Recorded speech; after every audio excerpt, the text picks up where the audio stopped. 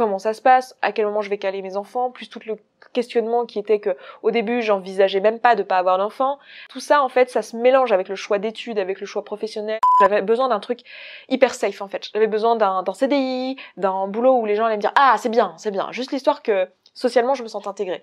C'est le genre de métier en fait où tu négocies ton salaire à l'entretien d'embauche et j'ai pas négocié parce que j'ai pas été éduquée à négocier, je m'en suis un peu voulu après coup, je me suis dit putain mais quelle conne, j'aurais dû négocier et je l'ai pas fait. Espèce de tiraillement entre oui mais quand même j'ai fait toutes ces études, au moins ça sert à quelque chose et puis on est fiers de moi, si je suis chercheuse en astrophysique c'est quand même vachement mieux socialement d'être chercheuse en astrophysique que youtubeuse, tu vois. Ça a pas duré longtemps, ça a duré quoi, 4-5 mois, mais c'était l'horreur, t'as l'impression d'être une sous-merde quand t'es au chômage. Et je crois que j'ai été la première aussi victime de ça quelque part, parce que quand il a été question de choisir la carrière de mon copain ou la mienne, on a choisi la sienne. Et voilà, et la réalité c'est que même avec un doctorat en fait, tu crois encore que t'es une merde si tu fais pas ton travail sur toi. J'ai assumé le fait que je voulais vraiment faire de ce métier que je fais aujourd'hui qui est le coaching.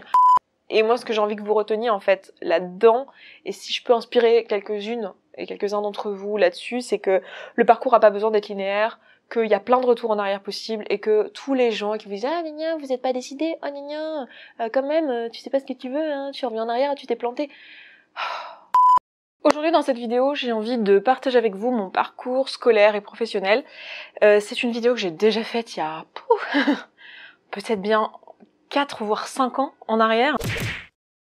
Donc je vous remettrai la vidéo dans le petit i parce que je trouve ça marrant d'aller voir une précédente vidéo où je parle exactement du même sujet. Mais du coup je vais vous en parler d'une manière un peu différente puisque forcément j'ai 5 années de recul par rapport à la dernière fois que je vous en ai parlé, donc je vais certainement raconter mon parcours scolaire et mon parcours pro d'une manière un peu différente, avec en plus les 5 années qui se sont passées entre les deux, qui ont été des années, ma foi, assez remplies, comme vous le verrez. C'est une vidéo que j'ai envie de faire un petit peu sur le ton de la conversation, hein, comme je fais un peu tout le temps, mais en particulier dans cette vidéo-là, je vais probablement pas couper grand-chose. Si vous en avez, mais alors, rien à battre de ma vie, ce que je comprendrais tout à fait, je trouverais ça même plutôt sain. C'est clairement pas la bonne vidéo. Je vais quand même essayer tout au long de cette vidéo, pas juste de vous raconter ma vie, mon œuvre, mais d'essayer que ça vous apporte quelque chose. Si vous regardez ça, c'est que il y a peut-être un intérêt autre que ma vie, mon œuvre justement, mais peut-être voilà un recul, une prise d'expérience, etc. Donc je vais faire de mon mieux pour vous transmettre le maximum d'expérience là-dedans, en espérant que ça soit inspirant et en espérant aussi que ça réponde à pas mal de vos questions, parce que j'ai régulièrement des questions sur mon parcours pro et sur ce que je fais aujourd'hui, et du coup voilà, ça va me permettre de répondre à ces questions-là et de renvoyer à cette vidéo.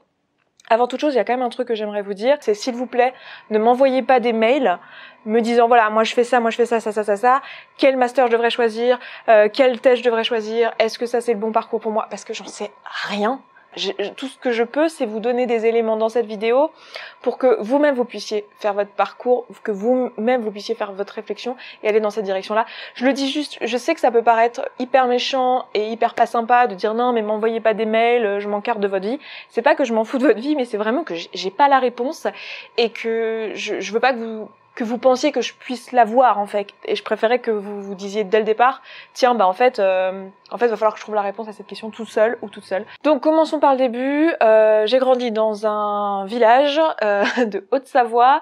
J'ai été dans une école mixte avec mixte, pas mixte au sens genre, hein. Je suis née à une époque quand même où les écoles étaient mixtes, mais mixte de tout niveau, c'est ça que je veux dire. Donc c'était une école voilà, avec tout niveau confondu. Une petite école de campagne, on était une dizaine, voilà. J'ai eu quelques difficultés d'apprentissage à l'école, notamment avec la lecture. J'ai pas eu trop de problèmes avec les chiffres, mais j'ai eu des problèmes avec la lecture. J'ai eu un peu de dyslexie qui a été en fait détectée bien plus tard, en 6e. Quand je suis arrivée au collège. Au collège, j'ai commencé mon collège dans un centre. En fait, j'étais dans un hôpital pour enfants en obésité, parce que j'ai eu une enfance un peu compliquée comme vous le savez maintenant. Je vous remettrai éventuellement 2-3 vidéos si vous débarquez là-dessus, vous savez pas de quoi je parle. Mais en gros, j'étais victime d'inceste, et après ça, j'ai été éloignée de ma famille pendant 1 an pour être prise en charge dans un hôpital pour enfants malades, pour traiter notamment mon obésité et tous les traumatismes qu'il y avait à la suite de cet inceste. Et notamment à ce moment-là, on a détecté qu'en fait, j'avais des petits problèmes de dyslexie qu'on a pu traiter à ce moment-là. J'ai été bien suivie à ce moment-là. Donc j'ai eu des petits problèmes d'apprentissage, on va dire. Ça n'a pas été tout simple. J'ai failli redoubler ma 6e, que je n'ai finalement pas redoublé. Donc j'ai fait 6e, 5e, 4e, tout ça, normal. Je suis rentrée chez moi en Haute-Savoie. J'ai continué mon collège à Thonon-les-Bains. Vers l'âge de 8-9 ans, j'avais décidé que je voulais faire de l'astronomie, que j'étais passionnée d'astronomie, que c'était ce que je voulais faire. Alors j'avais plein d'autres trucs en parallèle. Quand je suis allée dans ce centre justement, je me suis d'un seul coup pris de passion pour la nutrition, et à ce moment-là, je voulais aussi être nutritionniste. Donc il y a eu une espèce de mélange à ce moment-là. Je suis un peu passée de l'un à l'autre. J'ai aussi eu une période où je voulais être vétérinaire parce que j'ai toujours beaucoup aimé les animaux. Donc bref, il y a eu, je pense comme tous les enfants, comme tous les êtres vivants, tous les individus, je pense qu'il y a eu des petits retours dans les vocations, on va dire. En plus, à ce moment-là, j'étais passionnée de dessin, donc il y a même eu une période où je voulais faire les beaux-arts. Enfin bref, tout ça, c'est un petit peu mélangé. Mais arrivé en fin de collège, je voulais aller en section scientifique. J'avais un niveau un peu juste. J'ai toujours été un peu juste à l'école, toujours à 10, 11 de moyenne, voilà, tout mon collège. En seconde, ça allait un peu mieux, mais c'était un peu juste pour aller en S. J'ai quand même poussé pour aller en S. Je suis allée en section scientifique et j'ai redoublé ma première S. En plus, c'était une année particulière, ma première S, parce que ma mère a été à l'hôpital pendant une bonne partie de ma première S, pour des raisons qui lui sont propres. Enfin, je veux dire, maintenant elle va bien, mais voilà, ça n'a pas été une période. C'était une période où j'étais pas mal en autonomie, donc qui a contribué, on va dire, à ce que cette année scolaire soit pas la meilleure du monde. Ensuite, j'ai redoublé ma première S avec succès. Je sais plus exactement comment c'est aujourd'hui. Je crois qu'on peut plus tellement redoubler aujourd'hui. Si je me souviens bien, il y a quelques années, j'étais prof et c'était en pourparlers pour ça. À l'époque, c'était vraiment moi qui avais fait le choix de redoubler. Je l'ai même pas dit à ma mère, en fait, vu qu'elle était à l'hôpital. En fait, je lui ai dit après. Bon, en fait, maman, j'ai décidé de redoubler. Ah, très bien, ma fille. Voilà. Mais c'est moi qui ai pris la décision de redoubler, et je pense que c'est pour ça que mon redoublement a été extrêmement bénéfique. J'ai une super deuxième première, et voilà, ça m'a permis de remonter mes notes et d'enfin ne plus être juste dans mes études, parce que jusqu'à maintenant, j'avais toujours été autour de 10, 11, et puis, en fait, j'avais plongé doucement au fur et à mesure des études. Et en première, voilà, j'avais des mauvaises notes en sciences. Et voilà, deuxième première super bien, terminale un peu moins bien que ma deuxième première, j'étais à 12-13 de moyenne, j'ai eu mon bac avec mention assez bien, très contente, tout ça. Ensuite, je suis allée à la fac. Je suis allée en fac de bio d'abord, parce que je voulais toujours faire de l'astrophysique à ce moment-là. Alors en fait, à ce moment-là, j'étais pas sûre. Est-ce que je veux faire de l'astronomie? Ça me paraissait difficile en fait, et j'osais pas le dire autour de moi. Et j'avais aussi cette envie d'aller en nutrition, et du coup, je savais pas trop. Du coup, je me suis dit, je vais aller en bio, comme ça, en bio. Je vais prendre l'option géologie, parce que je savais que si je faisais de l'astrophysique, ça serait plutôt l'aspect planète que l'aspect ciel profond. Du coup, je m'étais dit, bon, si je fais option géologie, je pourrais toujours m'en tirer en partant côté géologie, planète, etc. Et du coup, j'ai fait une première année de bio. À la fin de mon année de bio, j'ai eu une grosse remise en question. Ça a été une année compliquée aussi cette année-là, sur le plan personnel, parce que ça a été l'année où j'ai quitté les Témoins de Jéhovah. Donc pareil, je vous ai fait une vidéo là-dessus. Donc d'un point de vue émotionnel, c'était pas l'année la plus chill de ma vie, hein, clairement. Donc voilà. Grosse remise en question. Donc à la fin de cette année-là, cette première année bio, j'ai pu vraiment me poser et me dire voilà, qu'est-ce que je veux faire. Et là, j'ai eu la chance de rencontrer quelqu'un avec qui j'ai fait un postdoc récemment, qui était un prof à l'époque dans la fac dans laquelle j'étais à Lyon, donc j'ai fait ma première année de fac à Lyon.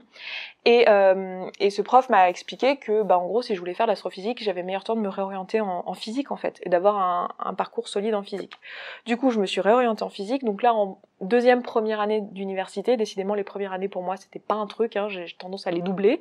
Donc ma première année à la fac, je l'ai faite en physique, donc j'ai fait une réorientation. J'ai pu garder quelques modules, quelques crédits par-ci par-là, mais grosso modo, j'ai perdu une année. Voilà, sachant que ça a été certainement l'année la plus bénéfique de ma vie, parce que c'est une année où j'ai fait un changement de vie radical, et j'ai pris des décisions qui ont dessiné le reste de ma vie, qui sont encore des décisions que j'approuve aujourd'hui, avec lesquelles je suis très heureuse. Donc c'est pas du tout une année de perdu, mais c'est une année de perdu au sens scolaire du terme. Et en plus en France, on est très attaché au fait de pas perdre des années, donc c'est comme ça que socialement on l'appellerait. Donc j'ai fait de la physique, j'ai fait de la physique à Lyon, donc j'ai fait mes 2 premières années, donc L1, L2 à Lyon. J'ai fait la L3 en Erasmus à Rome. Je voulais faire Erasmus, c'était un truc qui me parlait. Partir à l'étranger, j'ai toujours eu un peu besoin d'indépendance, besoin de vadrouille, etc. Donc je savais que je voulais partir en Erasmus. J'avais pas envie d'aller dans un pays anglophone parce que j'ai mon grand frère qui est en Angleterre. J'avais déjà eu l'occasion d'aller en Angleterre et j'avais l'impression que cette opportunité-là, je pouvais déjà la créer pour moi-même. Et j'avais envie de créer une autre opportunité vers une autre langue. Et voilà, j'ai décidé de partir à Rome. Il n'y a pas eu vraiment plus de processus de réflexion sur pourquoi Rome. Juste j'avais envie, quoi. J'avais envie, ça m'appelait, voilà. Je suis pas allée à la Sapienza. Je sais qu'il y en a beaucoup qui m'ont posé la question, est-ce que j'étais à la Sapienza, donc l'université la plus connue, on va dire, de Rome. Non, parce que c'était pas une université qui était en accord avec la mienne à Lyon. Donc en fait, j'étais avec une plus petite université qui est Rome 3, Roma 3, et c'était super finalement parce qu'en fait, on était un tout petit groupe et j'ai eu un suivi extraordinaire avec des profs extraordinaires. J'ai réussi mon année sans difficulté, enfin sans difficulté. C'est l'année même encore de ma vie, peut-être la M2 j'ai plus bossé, mais c'est l'une des années où j'ai le plus bossé de ma vie parce que j'ai flippé ma race de pas valider mes crédits. Je voulais absolument aller en master d'astro après, donc je savais que j'avais pas un parcours scolaire extraordinaire parce qu'entre le lycée où j'avais redoublé, où j'avais qu'un bac avec mention assez bien, j'ai fait spé maths d'ailleurs au lycée, si vous vous posez la question. Bref, j'essayais de maximiser mes chances et le fait de faire Erasmus, de faire des stages, de faire des trucs comme ça, voilà. J'essayais de maximiser un petit peu mon CV et d'ailleurs le professeur avec qui m'avait conseillé la réorientation en L1, j'ai fait aussi un stage, alors pas avec lui parce qu'il avait pas de disponibilité, mais avec un de ses collègues en L2, alors que c'est pas du tout dans mon parcours, c'est vraiment des stages que j'ai fait en plus. Bref, voilà. L3 à Rome, bonne note. J'ai bien validé mon année, j'avais même fait des crédits en plus parce que je m'étais dit au cas où il me faut des crédits en plus, donc j'avais fait des crédits en plus au cas où j'avais une matière qui soit pas validée. J'étais un peu parano, je voulais absolument valider mon année, je l'ai validée très bien, j'ai eu une équivalence à 15 ou 16 de moyenne je crois, un truc comme ça, sachant qu'en fait ça valait certainement plutôt 14-15 et qu'on m'a avantagé au moment de la conversion, mais tant mieux j'ai envie de dire. Du coup ça m'a fait avoir ma licence avec une bonne mention, je crois que j'ai eu une mention assez bien avec ma licence. Et après ça, je suis allée en master à Grenoble. Donc j'ai fait mon M1 de physique à Grenoble. Donc tout ça, c'était parcours physique. Donc j'ai fait physique fondamentale, etc.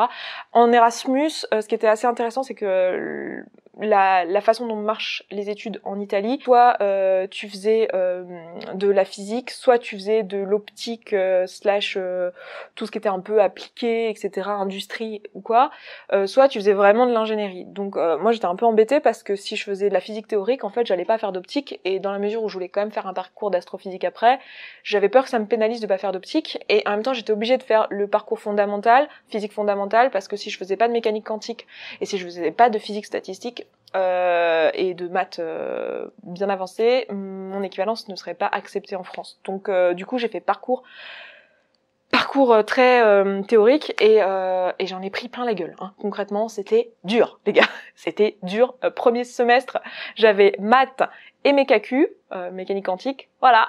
Deuxième semestre, physique et mécanique analytique. Youpi. C'est genre 2 matières. Bam, bam, bam. C'était ouais, c'était. Ah oui, là t'es bien dedans. Hein. Là t'es. Bref, M1 ensuite à Grenoble, M1 physique, tout ce qu'il y a de plus classique. J'ai eu mon M1. Je me souviens plus tellement de mon année de M1, à vrai dire. Mon M1, ça a été assez facile, je crois. J'ai fait mon stage de M1, qui était un stage obligatoire dans mon parcours, mais ou non obligatoire, il me semble. Je ne sais même plus, en fait, s'il était obligatoire ou non obligatoire. En tout cas, il était recommandé. De toute façon, dès que j'avais l'opportunité de faire un stage, je faisais un stage. Donc j'ai fait ce stage de M1 à Hawaï, justement, là où je suis maintenant. Je suis à Hawaï actuellement, je suis sur Big Island là, mais j'ai fait mon stage à Maui. Et mon stage devait durer, je crois, deux mois dans mon parcours. Et en fait, on pouvait pas me faire venir ici. Mon chef ne pouvait pas me faire venir à Hawaï pour moins de 3 ou 4 mois. Sinon, enfin, il pouvait pas obtenir un visa. Bref, c'était trop de bordel avec son université. Donc je suis venue ici 4 mois, j'ai passé 4 mois à Maui, j'ai fait de l'astrophysique solaire, j'ai travaillé sur le soleil.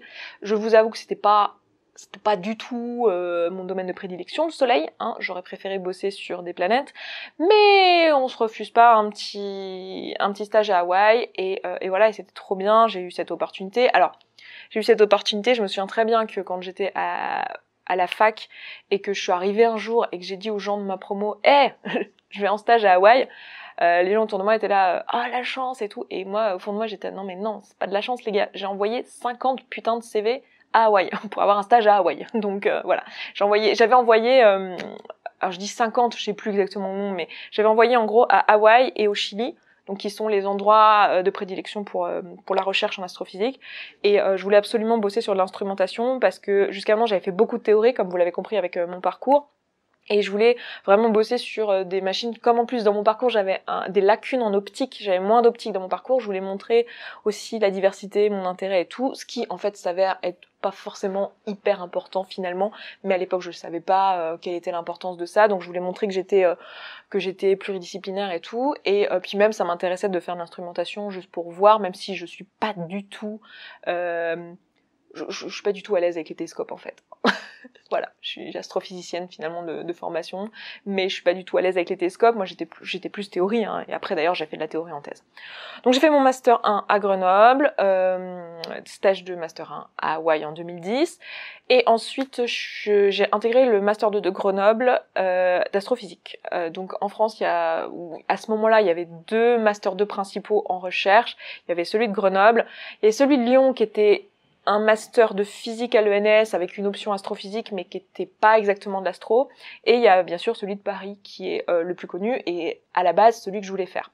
Et en fait, ce qui s'est passé, c'est que quand j'ai appliqué pour le master d'astro de Paris, concrètement, ça n'a pas été possible de passer l'entretien pour pouvoir être prise après le dossier. Vous savez, vous envoyez un dossier et ensuite vous avez un entretien, parce que j'étais à Hawaï et que je sais pas pourquoi ils voulaient pas le faire par Skype, cet entretien. Donc du coup, il fallait que je vienne et j'avais pas tellement les moyens de me taper un petit vol aller-retour, voilà, pour aller passer l'entretien. Entre-temps, j'étais prise à Grenoble et mon copain était à Grenoble à ce moment-là. Bref, j'ai décidé que j'allais rester à Grenoble et je suis super contente d'être restée à Grenoble, même si j'ai détesté Grenoble. J'aime pas cette ville. Désolée pour tous les Grenoblois, mais j'ai pas du tout aimé cette ville. Mais j'ai adoré mon master. Le master était trop bien. Le master existe toujours. À l'époque, il s'appelait AMD. Maintenant, il s'appelle plus comme ça. Je sais plus comment il s'appelle exactement. Il a changé de nom. Mais les gens là-bas sont géniaux. L'environnement est parfait. L'équipe est top. Et voilà, on était un tout petit groupe. On était une dizaine dans le master. C'était trop bien. Il y avait une super bonne ambiance. D'ailleurs, coucou s'il y en a du master qui passe par là. C'était trop cool. Et voilà, après mon M2, le truc c'est que j'étais pas super bien classée. On était tous très bons à vrai dire parce que j'avais des bonnes notes, mais j'étais pas première du master. Je sais plus exactement combien j'étais, à vrai dire, quel était mon classement, mais ça devait être sur 10, je devais être à peu près à la moitié. Je devais être dans la première moitié, mais dans la fin de la première moitié. Enfin, j'étais pas trop mal classée, mais j'étais pas très bien classée. Et après, je voulais faire une thèse en astrophysique. Et le truc, c'est que pour avoir une bourse de thèse, je sais pas si vous êtes tous familiers avec ça, mais pour avoir une bourse de thèse en recherche, c'est un peu compliqué. Ça l'est encore plus aujourd'hui que ce que c'était en 2011 quand moi j'ai obtenu ma bourse. Et mes chances d'avoir une bourse ministérielle étaient assez limitées parce que j'avais pas des super bonnes notes. Et bref, voilà, du coup j'ai commencé, moi je m'étais mise en tête de toute façon que je ferais une thèse et je savais que j'avais les capacités de faire une thèse, c'était exactement ce que je voulais faire, fallait être autonome, j'avais toujours cartonné en stage et voilà, moi j'étais faite pour la fac et j'étais faite pour l'autonomie et pour vas-y donne-moi un projet et je fais mon truc quoi. Donc je savais que j'étais faite pour ça. Et en fait en M2 j'ai eu une sorte de révélation avec un prof qui finalement était dans mon jury de thèse et qui est un prof génial, qui est un très très bon prof et qui donnait les cours et je crois qu'il les donne encore, qui donnait les cours de formation planétaire à l'époque. Toujours ma passion pour les planètes et j'ai trouvé ça génial. J'ai adoré ce cours et du coup j'ai une vraie révélation et je passais mon temps à aller lui poser des questions sur ça et je voulais un stage avec lui puis en fait il m'a dit non mais moi je peux pas te prendre en stage, j'ai pas de bourse de thèse de toute façon pour prendre quelqu'un et je souhaite pas te prendre en stage, mais pas pour toi, mais juste je souhaite pas prendre de stagiaire de M2 cette année et tout. Et il a fini par me recommander à l'un de ses collègues à Paris et du coup je me suis retrouvée en stage à Paris. Je suis allée à Saclay exactement puisque mon stage était au CEA et donc au commissariat à l'énergie atomique si vous connaissez pas et du coup j'ai fait mon stage de M2, ça s'est super bien passé. Le truc c'est que mon directeur de stage n'avait pas particulièrement de sujet de M2 à me proposer, enfin de sujet de thèse à me proposer. En fait il en avait bien un mais il était déjà attribué à un autre étudiant qui était aussi en stage de M2 avec lui. Et finalement la personne qui avait ce stage de M2 a finalement pas continué en thèse et moi j'ai pu prendre sa place entre guillemets et obtenir la bourse de thèse qui lui était attribuée. Du coup c'est trop bien, j'ai eu une bourse de thèse, j'ai fait ma thèse sur une bourse régionale. Je suis arrivée dans cette thèse-là et je me suis littéralement éclatée. J'ai fait une thèse dans la formation planétaire, j'ai travaillé sur la modélisation numérique. Je pense que je vous en ai plus parlé dans ma précédente vidéo sur mon parcours scolaire et professionnel, puisque j'étais en plein dans ma thèse lorsque j'ai fait cette vidéo. Et donc j'ai soutenu ma thèse en 2014. J'avais déjà ma chaîne YouTube à ce moment-là, donc depuis 2 ans.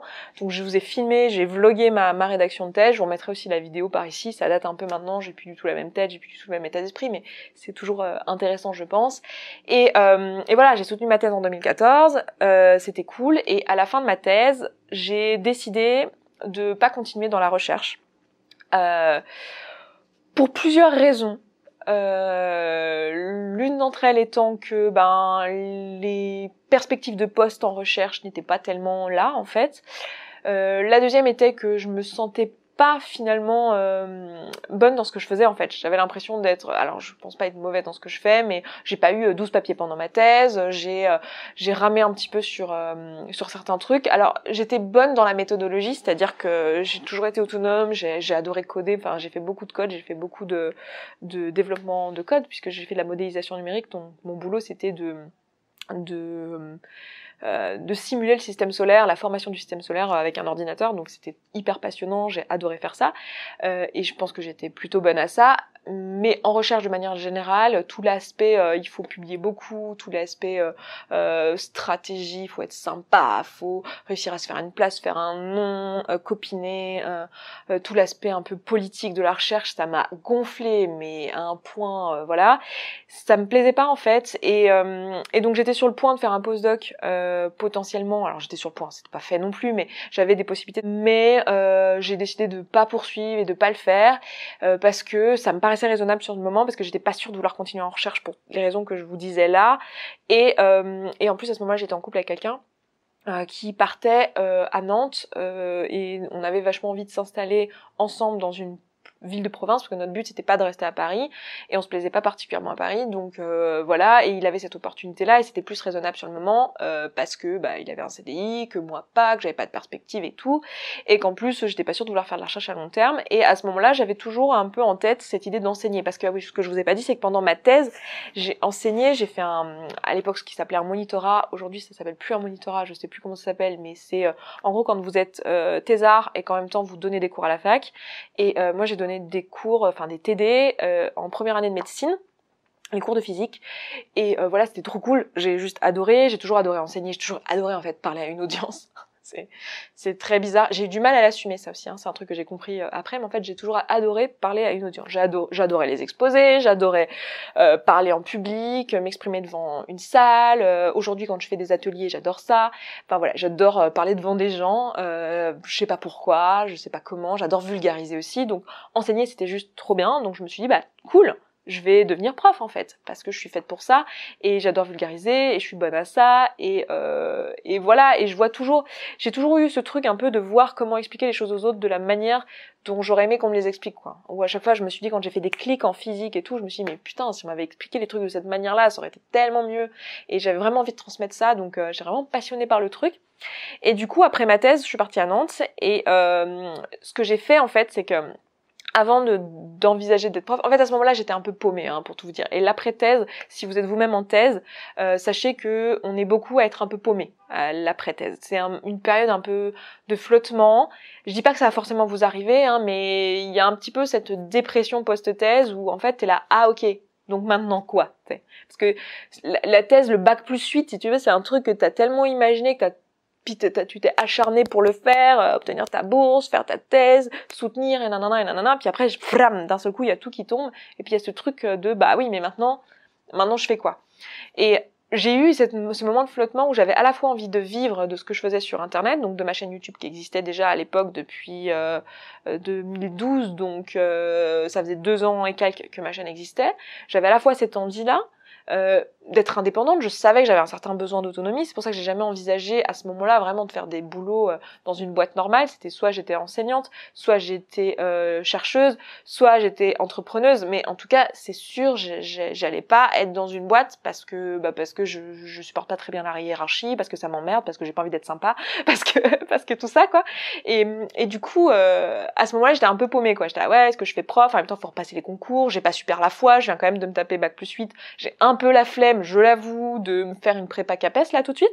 Donc j'avais un peu ce truc là, plus en même temps cette envie de vivre de ma chaîne YouTube, mais avec zéro clou de comment on fait pour vivre d'une chaîne YouTube, et j'étais genre en mode allons-y, testons, voyons ce que ça donne, avec aucune méthode et tout, donc voilà, c'était un peu la cata, émotionnellement c'était pas ouf, et en plus comme je me suis séparée de mon compagnon de l'époque l'année d'après, vous imaginez bien qu'en plus à la maison, dans la vie perso, c'était pas ouf non plus, donc c'était pas la plus belle année de ma vie, hein. Mais c'est une année à Nantes où j'ai aussi enseigné, j'ai enseigné en collège-lycée, en remplacement, j'ai été prof de maths, j'étais prof de maths en 4e, en 3e, en seconde et en terminale de spécialité, et c'était à la fois trop cool, et à la fois pas cool du tout. C'était une expérience, enfin je suis super contente de l'avoir fait, ça m'a replongée dans mes années à moi collège-lycée et toute l'ambiance et la pression sociale que les collégiens ont les uns sur les autres et toute cette ambiance-là, ça m'a aussi rappelé que je voulais pas d'une vie plan-plan en fait, non pas que le métier de prof soit particulièrement plan-plan, mais je voulais pas de ce truc où en fait on s'arrête et on fait un truc pour le reste de sa vie, ça m'a fait angoisser, un truc de malade, tellement c'est pas moi tu vois, et j'étais en train de me dire ah ouais ok donc là si je reste dans cette vie-là, je vais être prof, je vais toujours galérer financièrement parce que les profs sont pas du tout assez payés. Je vais galérer pour acheter et tout, ça va être compliqué, enfin voilà, et pourtant t'as la sécurité de l'emploi certes, mais tu gagnes pas beaucoup. Je me suis dit ouais, je vais être constamment en train de bosser des heures et des heures et des heures parce que le boulot de prof, mais les gars, la quantité de taf, c'est un truc de fou, et pourtant je suis une bosseuse, hein, je suis vraiment une bosseuse, mais la quantité de taf, moi je suis arrivée remplaçante, hop lundi, allez hop, fais-nous un cours de terminale spécialité, et toi t'es là, ah ouais, ok, je me démerde quoi, genre ok, très bien, super, on est vendredi, lundi je dois faire un cours là-dessus. Ok, débrouille-toi. Et pareil pour les 4e, les 3e, les secondes. Alors non pas que ce soit difficile comme cours, mais quand même, enfin, tu dois t'improviser prof.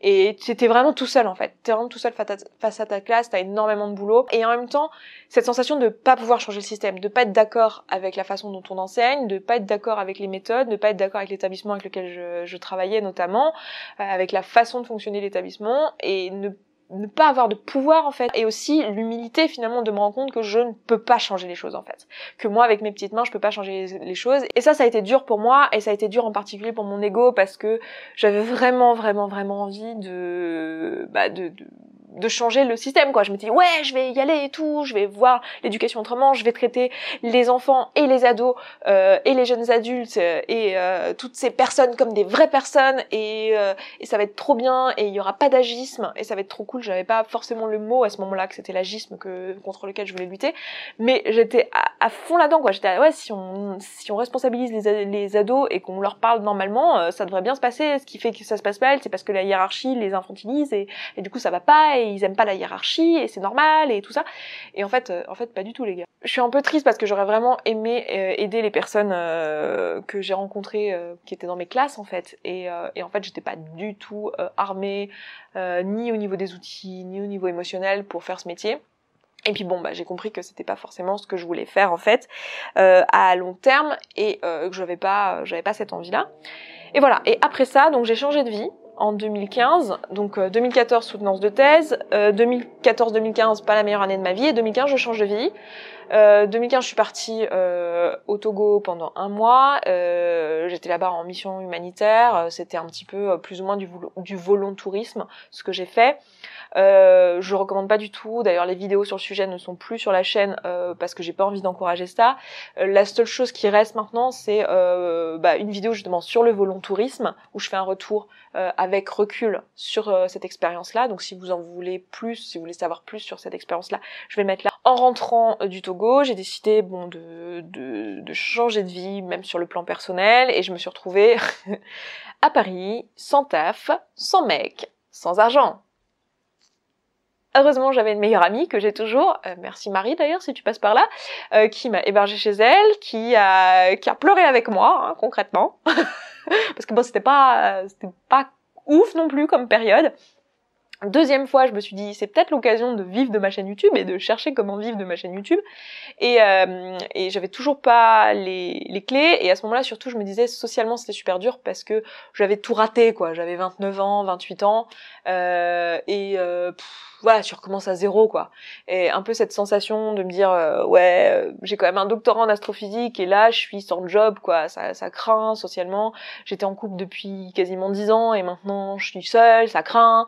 Et et je me voyais pas en plus assumer le truc d'être entrepreneuse en fait, et d'être encore en marche d'un point de vue professionnel. Donc j'avais besoin d'un truc hyper safe en fait. J'avais besoin d'un CDI, d'un boulot où les gens allaient me dire ah c'est bien, juste l'histoire que socialement je me sente intégrée. Et du coup j'ai et puis aussi la sécurité financière, hein. Concrètement à ce moment-là ma vie était un petit peu en ballottement, donc j'avais besoin de cette sécurité là pour aussi réfléchir à ce que je voulais faire. Et du coup, j'ai commencé à bosser dans un label musical. En fait, j'ai trouvé du boulot hyper vite. Et c'est ça qui est intéressant, c'est que moi, j'étais persuadée que j'étais incapable de trouver du boulot. Et je me souviens de toute cette période où je devais écrire des CV, où c'était de l'horreur. Puis l'année d'avant, toute la période de chômage, les gars, mais je pourrais faire une vidéo entière sur la période de chômage avant de faire des remplacements en tant que prof. Ça a pas duré longtemps, ça a duré quoi, 4-5 mois, mais c'était l'horreur. T'as l'impression d'être une sous-merde quand t'es au chômage. Et pourtant, j'avais vraiment besoin de ce temps et j'aurais même eu besoin de me reposer pendant cette période, mais j'ai pas réussi à le faire parce que émotionnellement c'était hyper dur, socialement et tout, c'était une période horrible, j'avais l'impression que je savais rien faire, que je serais incapable de remplir un CV, que je serais incapable de réussir des entretiens d'embauche. Et finalement j'ai obtenu de l'aide auprès d'un ami à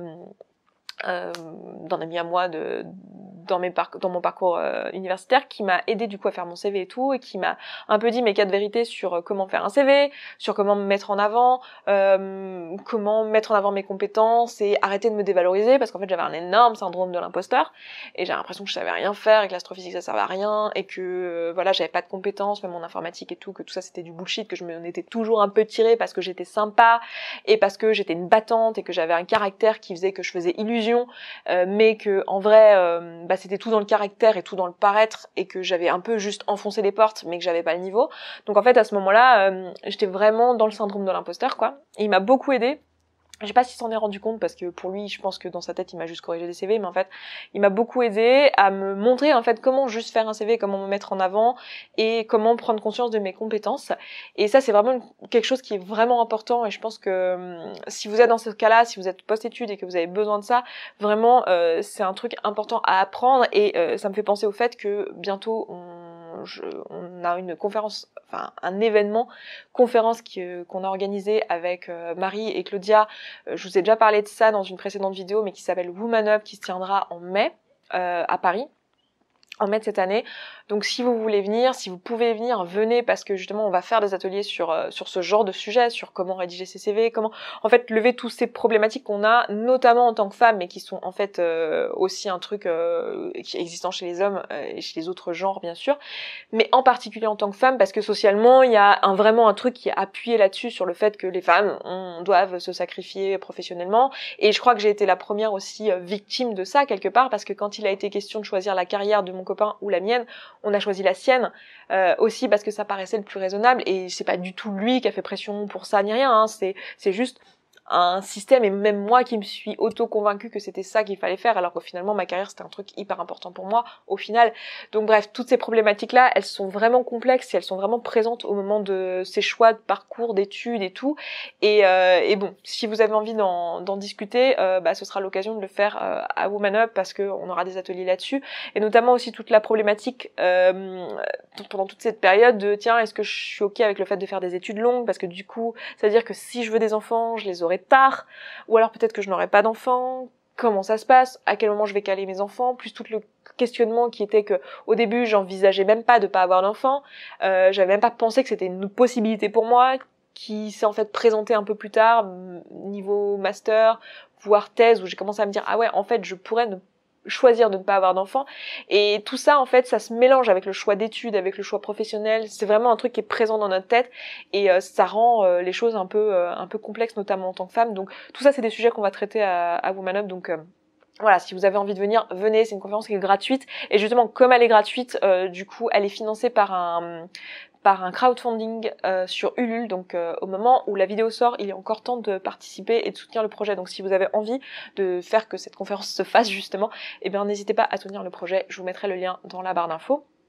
Et donc à ce moment-là, j'ai trouvé donc ce boulot où je suis passée directement en CDI. En fait, j'ai commencé à chercher du boulot, j'ai quitté mon ancienne vie en août. J'ai commencé à chercher du boulot en septembre. J'ai passé 15 jours à pleurer, 15 jours, 3 semaines à pleurer et à pas chercher de boulot. J'ai commencé en septembre. Pendant un mois, j'ai refait les CV et tout, et j'ai fait les tests. Et en octobre, je commençais, le 13 octobre exactement, je commençais à bosser dans ce label musical en tant que développeuse web. Et voilà, et c'était cool au départ, parce que j'apprenais des trucs, et parce que c'était sympa d'être en entreprise, que ça m'a permis d'avoir un appart, j'avais un CDI, c'était cool, ça m'a permis de souffler, j'étais pas trop mal payée, voilà, j'étais pas hyper bien payée pour quelqu'un avec un doctorat. Ça, je le savais pas, et c'est le genre de métier en fait où tu négocies ton salaire à l'entretien d'embauche, et j'ai pas négocié parce que j'ai pas été éduquée à négocier. Je m'en suis un peu voulu après coup, je me dis putain mais quelle conne, j'aurais dû négocier et je l'ai pas fait. Voilà, bref, on apprend, et ça c'est le genre de truc qu'on va apprendre à Woman Up justement, s'affranchir de ce genre de trucs qui sont, voilà, forcément je suis une femme, on m'a proposé un salaire plus bas parce qu'on s'est dit que je négocierais pas, et c'est exactement ce qui s'est passé, j'ai pas négocié, et du coup j'ai pas eu un salaire élevé, mais bon, assez en tout cas pour que ça soit très correct, hein, c'était très correct. Voilà, et en fait au bout de 6 mois, quasiment top chrono, je faisais un bore-out, je me faisais chier les gars, je n'avais plus rien à apprendre, c'était très différent de ce que je pouvais avoir en recherche, où en fait j'étais constamment en train d'apprendre, en train de progresser, et à ce moment-là j'ai vraiment eu cette période de doute où je me suis dit, est-ce que j'ai quitté la recherche vraiment, est-ce que j'ai pas quitté la recherche plutôt parce que j'avais un syndrome de l'imposteur en fait, et que je pensais que j'étais pas assez bonne chercheuse, syndrome de l'imposteur sur lequel j'avais bossé entre temps. Comme vous l'avez vu, entre temps j'ai fait mon développement personnel, j'ai trouvé un boulot, je me suis remise en question sur mon syndrome de l'imposteur, et je me suis dit tiens, est-ce que réellement j'ai quitté la recherche parce que la recherche me convenait pas, ou parce que j'avais un syndrome de l'imposteur sur le domaine de la recherche, et que en fait j'avais plus rien à faire dans le domaine de l'astrophysique, sachant que j'avais adoré ma thèse, hein. C'est pas du tout, je l'avais pas quitté parce que j'avais pas adoré et parce que l'astrophysique me plaisait plus, mais j'avais un peu cette sensation d'avoir fait le tour à ce moment-là, et en même temps cette espèce de syndrome de l'imposteur, plus ces choix que j'avais fait aussi d'un point de vue perso qui n'étaient plus d'actualité à ce moment-là. Je suis tombée sur une offre de postdoc pile dans mon domaine par le professeur qui m'avait aidé en L1 à me réorienter. Du coup c'était une belle histoire, on va dire, qui se finissait bien, et c'est quelqu'un, voilà, en qui j'avais totalement confiance, que j'ai toujours totalement confiance d'ailleurs, qui est un très bon chercheur et qui est quelqu'un de extrêmement gentil humainement et tout, et du coup je suis allée bosser avec lui à Lyon, et c'est comme ça que j'ai recommencé un postdoc l'année dernière, il y a 1 an et demi maintenant en fait, quasiment, voilà. J'ai recommencé un postdoc et c'était un contrat de 3 ans, et en fait oui, parce qu'entre temps du coup j'ai quitté mon CDI. Ouais, faut que je vous la fasse dans l'ordre. Donc, je me faisais chier en CDI. Du coup, j'ai quitté mon CDI. À ce moment-là, j'ai flippé pour l'argent. Ça a été une horreur parce que je me suis dit, allez, rebolote, tentons-nous 2e fois de vivre de notre chaîne YouTube, mais on sait toujours pas faire, hein, donc on n'apprend toujours pas, non. Du coup, on se le fait un peu à l'arrache, évidemment, ça marche pas, grosse galère financière, j'avais mon appart à Paris, je le mettais en Airbnb pour pouvoir payer le loyer, enfin bref, période pas cool, donc tout ça, là, je vous parle de ça, c'est 2015-2016, 2016 même, 2016-2017, et à ce moment-là, je tombe sur cette offre de postdoc, et comme j'avais toujours cette sensation que voilà, peut-être j'avais pas quitté la recherche pour les bonnes raisons, et j'ai pris ce contrat qui était un contrat de 3 ans. Et en fait, au bout de quelques mois, je savais que je faisais fausse route en fait. Je me suis dit ah ouais non mais c'est pas pour moi quoi. Espèce de tiraillement entre oui mais quand même j'ai fait toutes ces études, au moins ça sert à quelque chose, et puis on est fiers de moi, si je suis chercheuse en astrophysique c'est quand même vachement mieux socialement d'être chercheuse en astrophysique que youtubeuse, tu vois. Et plus en même temps cette période où en fait j'avais commencé à travailler en tant que coach malgré moi, et j'adorais ce métier, donc j'étais ah merde comment je vais faire, j'ai le choix entre coach, sous-entendu charlatan parce que dans l'inconscient collectif coach ça veut dire charlatan, ou chercheuse en astrophysique, ce qui claque un peu plus socialement. Donc j'étais là un peu dans ce truc de l'ego et tout, et hyper difficile en fait comme période, parce que même moi j'arrivais pas à faire le pour et le contre, de me dire mais non mais en fait qu'est-ce que j'en pense, et si je m'écoutais vraiment, je suis pas du tout faite pour la recherche, ça ne m'intéresse pas, j'ai fait le tour. C'est pas que l'astrophysique c'est pas intéressant, c'est pas qu'il y a plus rien à faire en astro, mais c'est juste pas mon domaine, c'est pas mon milieu. J'ai adoré ma thèse en astro, je suis très contente de l'avoir faite, mais avec le recul je sais très bien que j'avais des choses à me prouver en fait, et que j'ai fait les études les plus difficiles à ma disposition.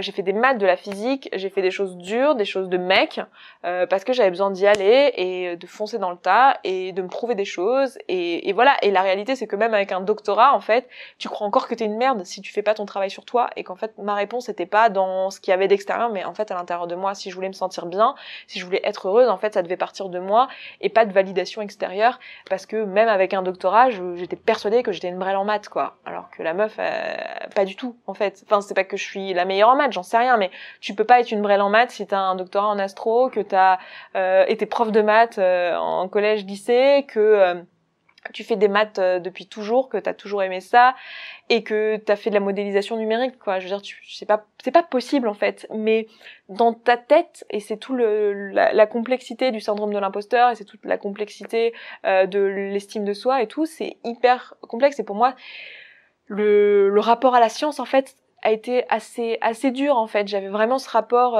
cette impression que j'étais pas légitime à faire de la science, que j'étais une imposture, et le fait de revenir en recherche m'a permis de régler mes comptes avec la science et de comprendre ça, et de comprendre qu'en fait non, c'était pas que j'avais pas les capacités, c'est pas que j'avais pas les moyens, c'est pas que j'étais plus con ou plus débile ou moins douée que les autres, c'est juste qu'en fait, moi, mes week-ends, j'aime pas les passer à lire des infos sur la dernière comète, je sais pas quoi, parce qu'en fait, je m'en contrebalance, en fait. J'ai adoré faire mes études de sciences, mais en vrai, ce qui se passe sur Rosetta, je m'en fous, en fait. Et ce qui m'intéresse, moi, dans la vie, c'est grandir, c'est ça y est, je suis déjà passée à autre chose. Moi, je suis en train de créer des boîtes, je suis en train d'avoir plein de rêves, plein de projets, plein de machins. Et ça, c'est bon, quoi. C'est un truc qui est classé.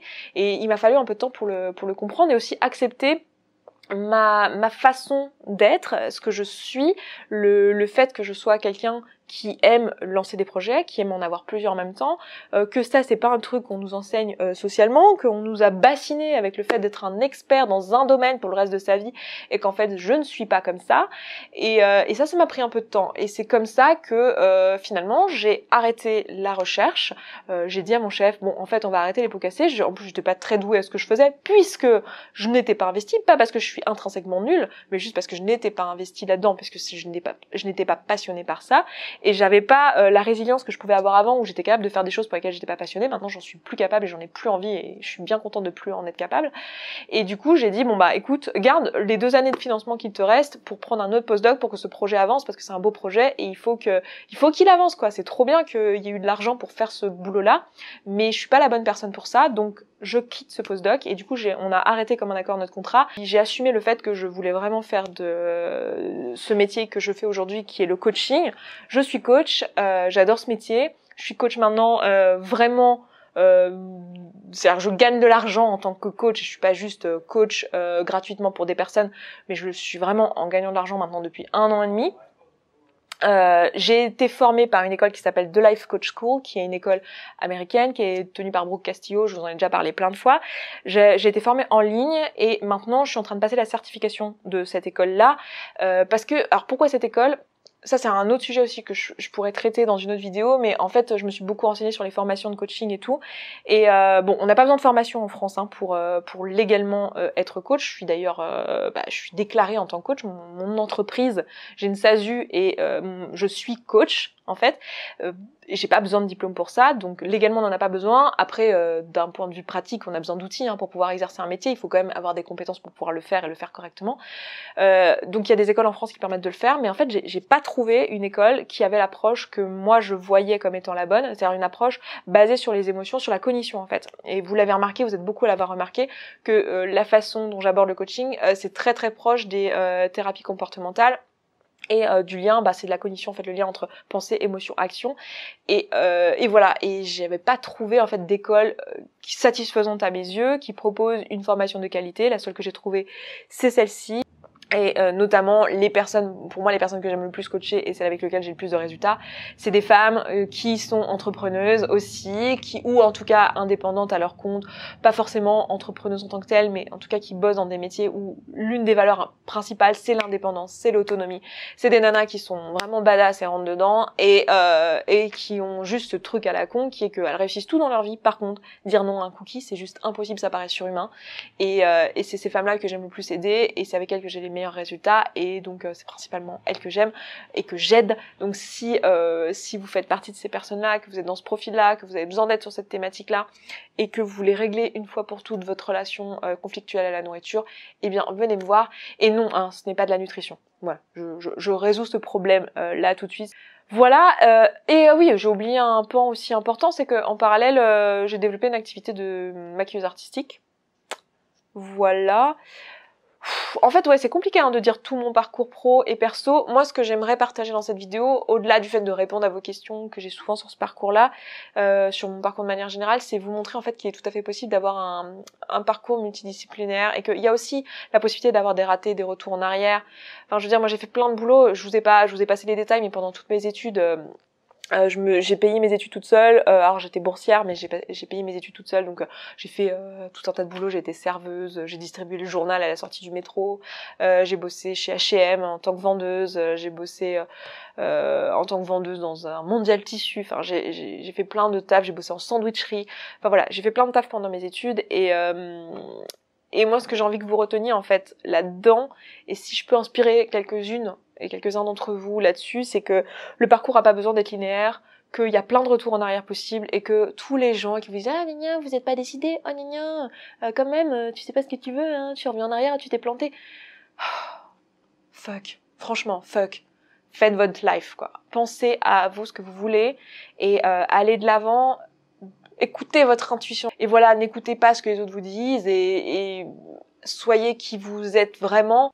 Vous pouvez être plein de choses à la fois et je crois que c'est toute la complexité aussi d'être un être humain et voilà, moi je me sens bien maintenant dans mon activité. C'est pas facile tous les jours hein, parce que l'entrepreneuriat c'est pas le truc le plus facile du monde, mais c'est chouette et je suis à ma place et je me sens bien dans ce que je fais et je bosse dur certes parce que je suis en train de lancer mon activité, parce que je suis encore dans le début finalement, mon entreprise est assez jeune et c'est normal, mais j'adore ce que je fais et ça fait un bien fou en fait de juste suivre ce qu'on a vraiment envie de faire. Et je parlais récemment avec Marie de ça, qui m'a dit on parlait du fait que finalement le métier qu'on faisait, même quand on a l'impression, comme ça pourrait être le cas avec mon parcours, on pourrait se dire ouais, elle est allée à contre-courant des codes et tout, elle a pas fait le CDI justement, elle fait le truc à contre-courant, mais en fait c'est pas du tout à contre-courant, genre l'entrepreneuriat en 2019 en France, genre les gars, y a pas moins à contre-courant que ça, c'est aussi socialement construit, c'est-à-dire que bien sûr que je suis entrepreneuse aussi parce que c'est un schéma que j'ai vu et mais elle m'a dit un truc intéressant Marie et je pense que c'est un truc que j'ai envie de vous partager parce que je trouvais ça pertinent et je lui ai dit voilà c'est assez marrant parce que quand je raconte mon parcours ça fait un peu genre ah la meuf badass et tout qui allait à contre-courant alors que c'est pas du tout comme ça que je le ressens. Pour moi en fait c'était la suite logique que je sois entrepreneuse en fait, c'est le schéma que j'ai vu, moi j'ai vu ma mère m'élever toute seule et être à son compte en fait et j'ai vu la liberté que c'était et c'est un schéma avec lequel j'ai grandi voilà et finalement quand j'avais 10 ans j'étais en train de faire de la plus-value sur les produits que ma mère vendait sur le marché et j'essayais de trouver des business, des façons de me faire de l'argent de poche et tout voilà à 10 ans j'avais déjà des business en fait donc finalement c'était genre si on regardait mon moi d'il y a 10 ans quand j'avais 10 ans et mon moi d'aujourd'hui tu te dis bah oui évidemment elle allait devenir ça cette fille quoi et elle m'a dit un truc très juste, elle m'a dit finalement quand on regarde en arrière et qu'on regarde le nous de quand on avait 10 ans, il est beaucoup plus proche de notre vrai nous parce qu'à 10 ans, on n'a pas encore toutes ces constructions sociales et tous ces codes et tous ces trucs qui se créent, toute cette pression par-dessus. Et notre nous de quand on a 10 ans nous ressemble beaucoup plus finalement à notre vrai nous à l'âge adulte, alors que souvent entre les deux, il y a toute une part de construit socialement. Et moi, typiquement, ça a été le cas, mais c'était mon parcours en fait et j'en avais besoin. Et c'était nécessaire pour moi, mais finalement, j'avais la réponse depuis le début en fait. J'étais pas faite pour tout ça, moi j'étais faite juste pour faire ma life et faire mon entreprise et faire mon petit business, faire mon petit truc dans mon coin et suivre la vie libre que j'ai besoin d'avoir et voilà, aujourd'hui moi je suis complètement autonome, je suis indépendante et j'adore cette liberté là. Voilà, là je vous parle, je suis dans une chambre d'hôtel à Hawaï, voilà, j'ai la vie que je me suis souhaitée et j'en suis très fière et j'en suis très heureuse. Je suis heureuse aussi d'avoir eu ces opportunités, évidemment. Je sais que tout le monde les a pas, mais je suis très reconnaissante pour ça. Mais j'ai aussi su saisir les chances et je suis contente de l'avoir fait. Et voilà, c'est aussi ça que je veux vous transmettre ici, c'est que regardez finalement le vous de quand vous aviez 10 ans, en fait. Qu'est-ce qu'il voulait, ce vous-là? Et quand il n'avait pas encore tout un tas de codes et rien construit, aucune peur, et pas peur d'être ridicule, et pas peur de pas être accepté socialement, à quoi il rêvait finalement. Et ce vous-là a de bonnes chances d'être plus proche de qui vous êtes vraiment. Je m'arrête là pour cette vidéo, j'espère que ça aura répondu à pas mal de vos questions, elle était ultra longue, et ben moi je vous embrasse, et je vous dis à bientôt dans la prochaine vidéo. Ciao ciao.